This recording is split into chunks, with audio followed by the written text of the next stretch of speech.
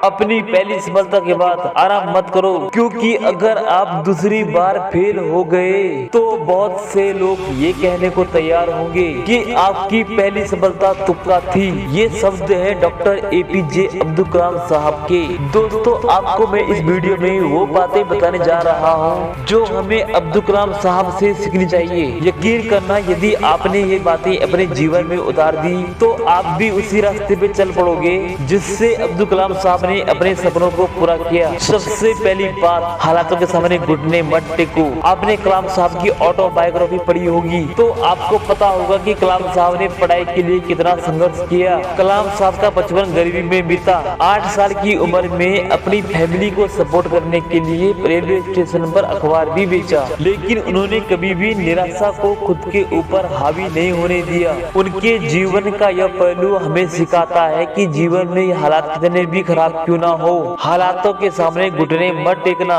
दूसरी बात याद रखो, मुसीबतें आपको हमेशा मौका देती है खुद को जानने के लिए। दोस्तों, अपनी बुक माय जर्नी में डॉक्टर कलाम साहब ने कहा है कि उनके पिताजी के पास नॉर्मल एजुकेशन नहीं थी, लेकिन वो काफी बुद्धिमान थे और उन्होंने मुझे ऐसी बात सिखाई थी जो मेरी जिंदगी में बहुत काम आई।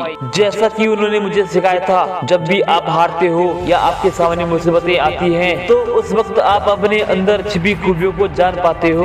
दोस्तों, जब भी कलाम साहब दुखी होते तो उनके पिताजी के यही शब्द उनके दिमाग में आते जो उन्हें फाइटर जेट से निकालकर देश के सबसे बड़े ऑफिस राष्ट्रपति भवन तक ले गए और आज मिसाइल मैन के नाम से जाने जाते हैं। तीसरी बात, अलग सोचने और करने की हिम्मत रखो। कलाम साहब एक स्पीच में कहते हैं कि पूरी दुनिया एक झुंड का हिस्सा बनने की कोशिश में लगी रहती है। आपको झुंड का हिस्सा नहीं बनना है, आपको वो करना है जिससे आपकी यूनिक आईडी बने। इसलिए सबकी हाँ में हाँ मिलाना छोड़ो, कुछ और सोचने और कुछ अलग करने की हिम्मत रखो। अब बात करते हैं चौथी बात, जिंदगी के प्रति सकारात्मक नजरिया रखें। दोस्तों, कलाम जी को अपने जीवन में कई मुसीबतों का सामना करना पड़ा, लेकिन उन्होंने कभी भी अपने ऊपर नकारात्मक को हावी नहीं होने दिया। वो हमेशा पॉजिटिव रहे, जिसे उन्होंने सफलता का हर मुकाम हासिल किया। जय हिंद, जय भारत, वंदे मातरम।